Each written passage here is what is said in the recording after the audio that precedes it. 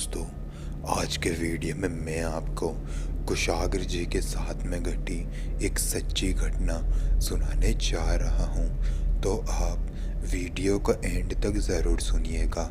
Video पसंद आए तो वीडियो को लाइक करें, कमेंट करके बताएं कि अगली वीडियो आपको किस टॉपिक पे चाहिए। अगर आपके साथ भी कोई सच्ची घटना घटी हो तो वो आप मुझे मेरे इंस्टाग्राम पर भेज सकते हैं। इंस्टाग्राम का लिंक मैंने आपको दे दिया है नीचे डिस्क्रिप्शन बॉक्स में। और अगर आपको कुछ पर्सनल बात भी मुझसे करनी है तो वो भी आप इंस्टाग्राम पर आके मुझसे कर सकते हैं, अगर आपको कोई परेशानी हो तो। खैर, वीडियो अब शुरू करते हैं और अब आगे की कहानी मैं आपको कुशाग्र जी के पॉइंट ऑफ व्यू से ही सुनाऊंगा।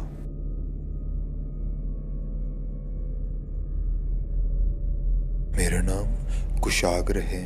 आज जो घटना मैं आपको बताने जा रहा हूँ ये मेरे साथ तब घटी थी जब मैं 11 या 12 साल का ही रहा हूँगा।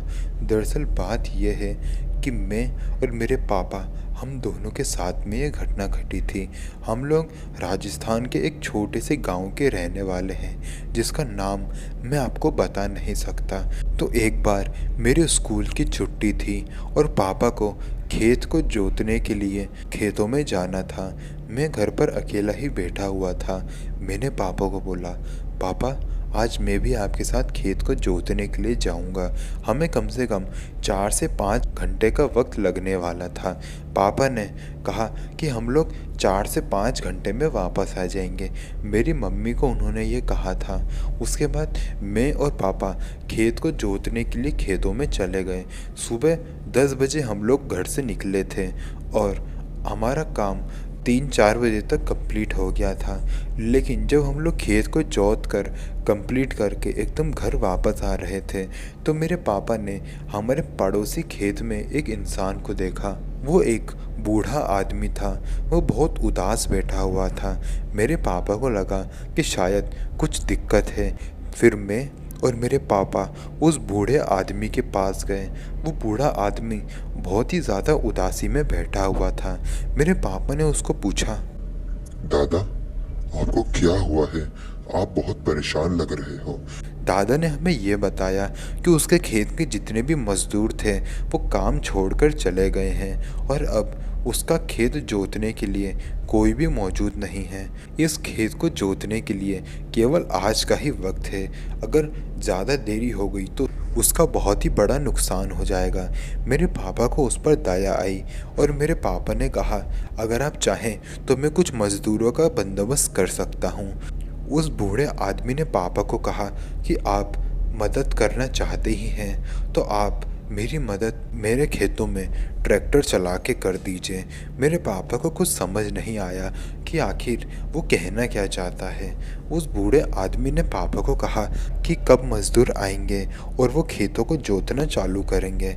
उसके बाद मेरे पापा ने उसे बहुत बार मना किया लेकिन पापा के पीछे ही पड़ गया था। वो बार बार पापा को कह रहा था कि आप अपने ट्रैक्टर से इस खेत को जोत दीजिए।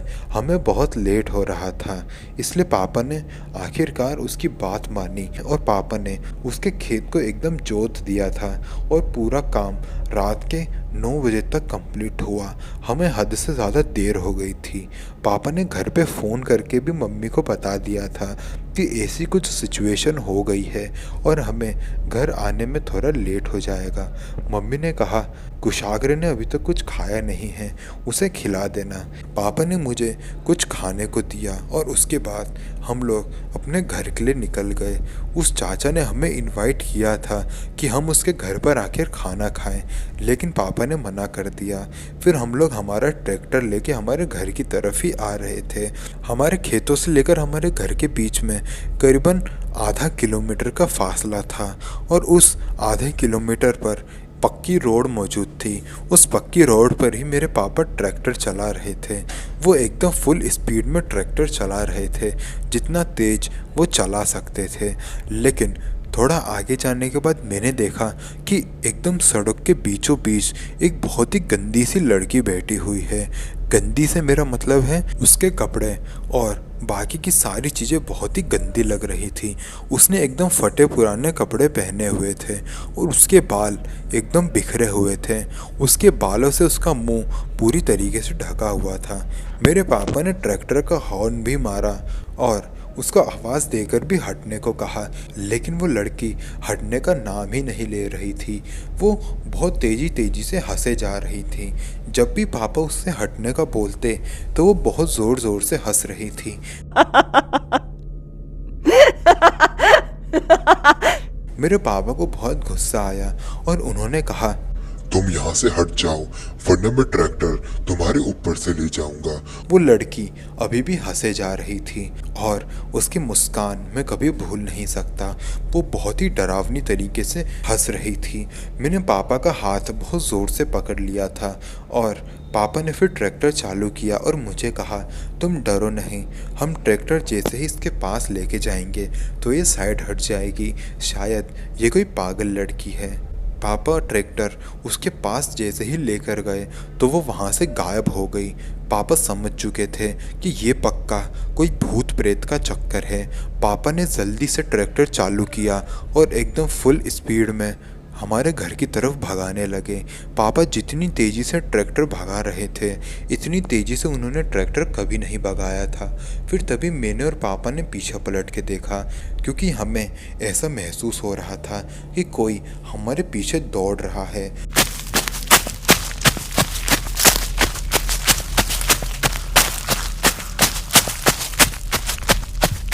हमने जब पीछे पलट के देखा तो वही लड़की जो सड़क के बीच में बैठी हुई थी वो हमारे पीछे दौड़ रही थी।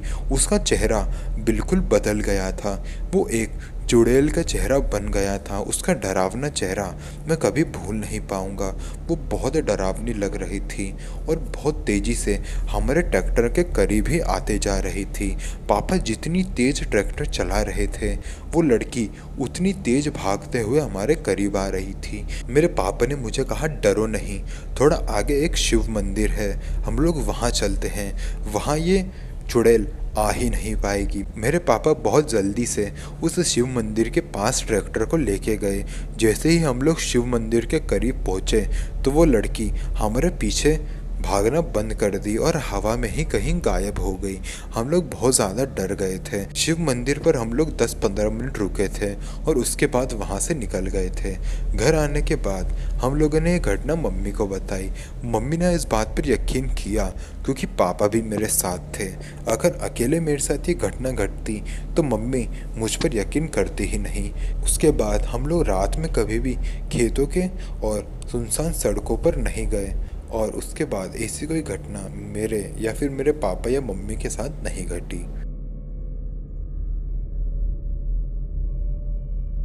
तो दोस्तों, आशा करता हूँ आपको वीडियो पसंद आई होगी।